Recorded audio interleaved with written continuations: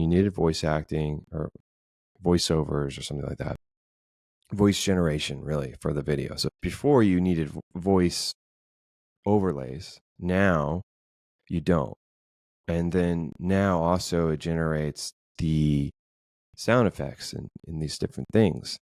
And so it's pretty insane, actually, like legitimately nuts. And I have some really cool videos that were put together that on X, the X platform. And if you are listening into the show and you're on Spotify or YouTube, you can toggle to the video option and you can see what I'm sharing.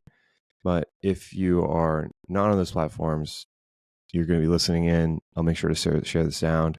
And also, I'll make sure to copy the video links and put them in the show description. So if you're like, wow, that really sounds interesting, I want to watch the video myself,